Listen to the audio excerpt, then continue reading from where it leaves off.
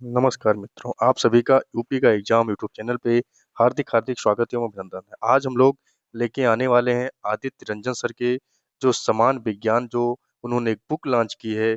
इससे पहले टेक्नीशियन में ले लीजिए, एलपी में लीजिए, लगभग सारे क्वेश्चन इसी बुक से हुए फँसे हुए थे। क्योंकि ये एक ऐसी बुक है कि जहाँ पे सभी टीचरों का, सभी शिक्षकों का एक मत होकर अपने इम्पोर्टेंट क्वेश्चन या प्रीवियस ईयर में आए हुए क्वेश्चन को यहाँ पे सम्मिलित किया गया है। आइए हम लोग आज का क्वेश्चन देखते हैं। आज का रोज़ हम लोग ऐसे ही जितनी भी इसमें चैप्टर्स हैं, सारे चैप्टर्स का हम लोग डे बाय डे रिवाइज़ करते रहेंगे। आइए आज के सेशन का शुरुआत करते हैं। तो आज के सेशन का जो है हम लोग का पहला क्वेश्चन है, वो है सदिश राशि तथा अदिश राशियाँ। यानी ये जो समान विज्ञान आदित्य रंजन सर के द्वारा लॉन्च की गई बुक है, उसका जो पहला चैप्टर है, वो है सदिश राशि और अदिश राशि। आइए हम लोग शुरू करते हैं। तो सदिश राशि में किसे कहते हैं? जैसे अगर क्वेश्चन में पूछा जाता है कि सदिश राशियाँ किसे कहते हैं? तो उसमें आप लोगों का जो आंसर होगा वो हो जाएगा ऐसी भौतिक राशियाँ जिसमें दिशा और परिणाम दोनों सदिश रहते हैं। क्या हो जाएगा? ऐसी भौतिक राशियाँ जिसमें दिशा और परिणाम दोनों ही क्या रहते हैं? दोनों ही हम लोग को पता रहते हैं, उसी को हम लोग कहते हैं सदिश राशि। आइए हम लोग नेक्स्ट क्वेश्चन देखते हैं। तो नेक्स्ट जो हम लोग का क्वेश्चन है, वो है अदिश राशि। हम लोग का क्या है? वो है अदिश राशि। जो अदिश राशियाँ जो होती हैं, वो है ऐसी भौतिक राशियाँ जिसमें केवल परिणाम जो होता है, वही पता हो, उसे हम लोग अदिश राशि कहते हैं। फिर एक आता है सदिश राशि, यानी जिसे कहते हैं वेक्टर। विस्थापन, वेग, त्वरण, विद्युत क्षेत्र, बल, संवेग, आवेग, चुंबकीय क्षेत्र। यानी अब अगर पूछा जाता है कि सदिश राशियों में कौन-कौन से उसके एग्ज़ाम्पल हो सकते हैं, तो वो उसके एग्ज़ाम्पल हो जाएगा विस्थापन, वेग, त्वरण, विद्युत क्षेत्र तथा संवेग, आवेग। इनका सबका जो होता है दिशा और परिणाम दोनों ही सदिश में रहता है, दोनों ही पता होता है, दोनों ही एक ही दिशा में रहता है, इसीलिए हम लोग इसको सदिश राशि कहते हैं। अदिश में क्या होता है कि अदिश में हम लोग को कोई भी दिशा नहीं पता रहता है कि सीधा जाएगा, दाएँ जाएगा, बाएँ जाएगा, वो किसी भी दिशा में जा सकता है, बस उसका केवल परिणाम होगा, वो हम लोग को पता होगा। आइए हम लोग नेक्स्ट क्वेश्चन देखते हैं कि अदिश राशि का जो वो है एग्ज़ाम्पल, उसमें क्या-क्या आता है। तो जो अदिश राशि का जो एग्ज़ाम्पल है, उसमें आता है द्रव्यमान। जैसे मान लो जो द्रव्यमान होता है, उसमें हम लोग को 1 किलो, 2 किलो यानी हमको पता तो है द्रव्यमान 1 किलो होगा, 2 किलो होगा, 3 किलो होगा। हम लोगों को परिणाम तो पता है, लेकिन हम लोग को उसमें कोई भी दिशा नहीं व्यक्त की जाती है कि जो द्रव्यमान होता है, वो आगे, पीछे, दाएँ-बाएँ किधर जाता है, हम लोग को कोई भी जानकारी नहीं होता है। दूसरा अदिश राशि में आता है कार्य। जो कार्य होता है हम लोग किसी भी क्षेत्र में कर सकते हैं। हम लोग गेम खेलते हैं, दौड़ते हैं, हम लोग को कोई भी दिशा भी इसमें नहीं पता होता है। ऊर्जा, ऊर्जा में भी कोई हम लोग को दिशा नहीं पता है। यानी अदिश राशि में जिसमें हम लोग को दिशा ना पता हो, उसको हम लोग सीधा अदिश राशि में कह सकते हैं। आइए हम लोग क्वेश्चन भी देख लेते हैं। ये सूत्र काफ़ी हम लोग के पेपर में पूछा गया है। अभी इससे पहले टेक्नीशियन में भी ये क्वेश्चन पूछा गया है कि जो सदिश राशियों के जो जोड़ का समांतर चतुर्भुज का जो नियम होता है, वो होता है R equal to under root A square plus B square plus 2ab cos theta. यानी क्या होता है? R equal to under root A square plus B square plus 2ab cos theta.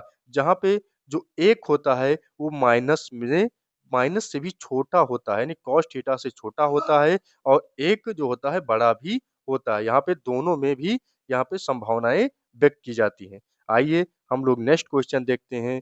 तो नेक्स्ट क्वेश्चन है सरल रेखीय गत। इसमें हम लोग को वन लाइनर क्वेश्चन मिलते हैं। यहाँ से हम लोग जल्दी-जल्दी देखेंगे। पूरे समान विज्ञान का हम लोग रिवीजन करेंगे। आपको कोई बुक लेने की ज़रूरत नहीं है। बस आप लोग इस चैनल को सब्सक्राइब कर लीजिएगा, वीडियो को लाइक कर दीजिएगा, शेयर कर दीजिएगा। आइए नेक्स्ट जो हम लोग का यहाँ पे क्वेश्चन मिलता है, वो है सरल रेखीय गत। यानी इसका जो पहला क्वेश्चन है, वो है समय के साथ किसी वस्तु की स्थिति में परिवर्तन क्या कहलाती है?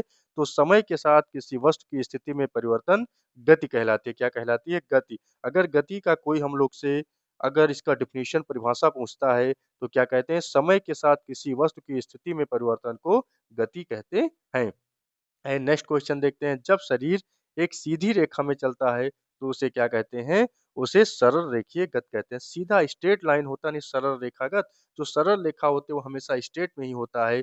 जब एक शरीर या एक ह्यूमन कोई भी एक सीधी रेखा में चलता है, तो उसे सरल रेखीय गति ही कहते हैं। नेक्स्ट क्वेश्चन क्या है? नेक्स्ट क्वेश्चन है आवर्त गति कितने प्रकार की होती है? तो आवर्त गति जो होती है वो 2 प्रकार की होती है। एक होती है सरल लोलक गति और एक होती है एक समान वृत्तीय गति।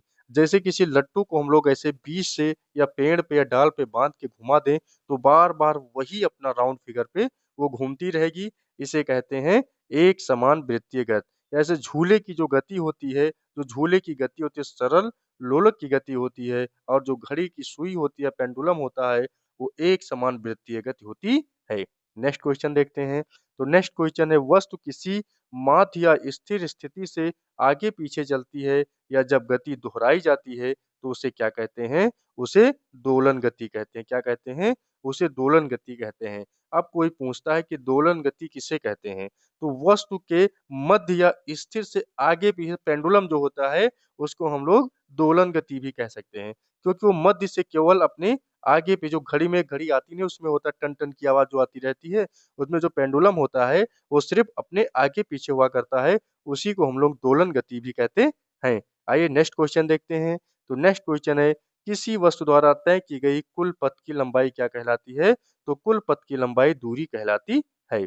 आइए नेक्स्ट क्वेश्चन देखते हैं। तो नेक्स्ट क्वेश्चन है किसी वस्तु द्वारा तय की गई सबसे छोटी पथ लंबाई क्या कहलाती है? तो सबसे छोटी पथ जो लंबाई होती है, उसे विस्थापन कहते हैं। क्या कहते हैं? उसे विस्थापन कहते हैं। नेक्स्ट क्वेश्चन देखते हैं। नेक्स्ट क्वेश्चन है गति की दर या एक इकाई समय किसी वस्तु द्वारा तय की गई कुल दूरी को क्या कहते हैं? चाल। यानी किसी समय अगर हम लोग मापते हैं कि इतनी देर में कितने किलोमीटर चलता है, तो सीधा हम लोग का चाल व्यक्त करती है कि कितने किलोमीटर प्रति घंटा ये चलता है। नेक्स्ट क्वेश्चन देखते हैं, चाल का एसआई मात्रक क्या होता है? तो चाल का एसआई मात्रक मीटर प्रति सेकंड होता है और किलोमीटर फी घंटा होता है, लेकिन एसआई मात्रक पूछा जाएगा तो मीटर पर सेकंड ही होगा। नेक्स्ट क्वेश्चन देखते हैं, यात्रा की कुल दूरी को कुल लिए गए समय से विभाजित करने से क्या प्राप्त होता है? तो औसत चाल प्राप्त होता है। जैसे मान के चलिए किसी व्यक्ति ने कुल दूरी याद मान के चलिए 20 किलोमीटर गया और 20 किलोमीटर आया। फिर उसके बाद कितना समय लगा? तो उसने अगर उससे डिवाइड कर दिया, तो उसको ये पता चल गया कितने किलोमीटर घंटे से गया और कितने किलोमीटर घंटे से आया। यानी उसकी औसत चाल हम लोग को पता हो जाती है। नेक्स्ट क्वेश्चन देखते हैं, वही औसत चाल का जो फ़ॉर्मूला है, वही बताया गया है कि औसत चाल का फ़ॉर्मूला क्या होता है? तो कुल दूरी बटा कुल समय। यानी जितनी आपने दूरी तय की गई और जितने समय में आपने दूरी तय की गई, वही हो जाएगा औसत चाल। नेक्स्ट क्वेश्चन क्या कहलाता है? किसी निश्चित दिशा में गति करने वाली वस्तु चाल कहलाती है। वेग उसी को हम लोग वेग भी कहते हैं। वेग क्या है? वेग एक तुम्हारा सदिश राशि क्योंकि उसमें दिशा पता होती है। नेक्स्ट क्वेश्चन देखते हैं। नेक्स्ट क्वेश्चन है औसत वेग। तो औसत वेग अगर निकालने का जो फ़ॉर्मूला हम लोग का होता है, वो होता है विस्थापन बटा समय। क्या हो जाएगा? विस्थापन बटा समय। औसत वेग अगर कोई पूछता है तो औसत वेग में हो जाएगा विस्थापन बटा समय हो जाएगा, औसत वेग का फ़ॉर्मूला होता है। नेक्स्ट क्वेश्चन देखते हैं। नेक्स्ट क्वेश्चन प्रति इकाई समय में वेग परिवर्तन कहलाता है, तो उसे हम लोग त्वरण कहते हैं। यह तो हम लोग शुरू से ही याद करते आते हैं कि वेग परिवर्तन की दर को क्या कहते हैं? तो वेग परिवर्तन की दर को त्वरण कहते हैं। वेग परिवर्तन की दर को क्या कहते हैं? त्वरण कहते हैं। अगर वेग की दिशा में त्वरण होता है, तो उसे सकारात्मक कहते हैं। अगर वेग के विपरीत दिशा में होता है, तो उसे हम लोग ऋणात्मक कहते हैं। अब पूछा जाता है सकारात्मक कब होता है? तब वेग की दिशा में परिवर्तन हो रहा है तो सकारात्मक हो जाएगा और वेग के विपरीत दिशा में परिवर्तन होता है तो उसे ऋणात्मक कहते हैं। नेक्स्ट क्वेश्चन देखते हैं, जब वस्तु समान समय अंतराल में वेग में समान परिवर्तन के साथ एक सीधी रेखा में चलती है तो उसे एक समान त्वरण कहते हैं। क्या कहलाता है? एक समान त्वरण कहलाता है। जब किसी वस्तु का वेग असमान दर से बदलता है तो उसे असमान त्वरण कहते हैं। क्या कहते हैं? उसे असमान त्वरण कहते हैं। नेक्स्ट क्वेश्चन देखते हैं। तो नेक्स्ट क्वेश्चन है मुक्त रूप से गिरती हुई वस्तु किसका उदाहरण है? तो मुक्त रूप से गिरती हुई वस्तु असमान त्वरण का उदाहरण है।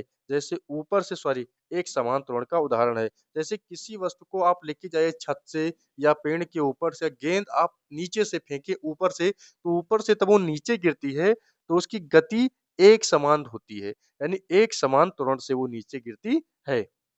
नेक्स्ट क्वेश्चन देखते हैं, भारी यातायात में वाहन किसका उदाहरण है? तो असमान त्वरण का किसका उदाहरण है? असमान त्वरण का उदाहरण है। नेक्स्ट क्वेश्चन देखते हैं, तो नेक्स्ट क्वेश्चन है, वेग और समय के बीच ग्राफ खींचने पर तब इसका ढलान किसको दर्शाता है? तो औसत त्वरण को दर्शाता है। किसको दर्शाता है? वो औसत त्वरण को दर्शाता है। नेक्स्ट क्वेश्चन देखते हैं, तो नेक्स्ट क्वेश्चन है, न्यूटन के गति के नियम की क्या विशेषता है? तो न्यूटन के जो गति के नियम की विशेषता है, वो सभी गति के नियम सरल रेखीय एक समान त्वरण पर आधारित हैं। किस पे आधारित हैं?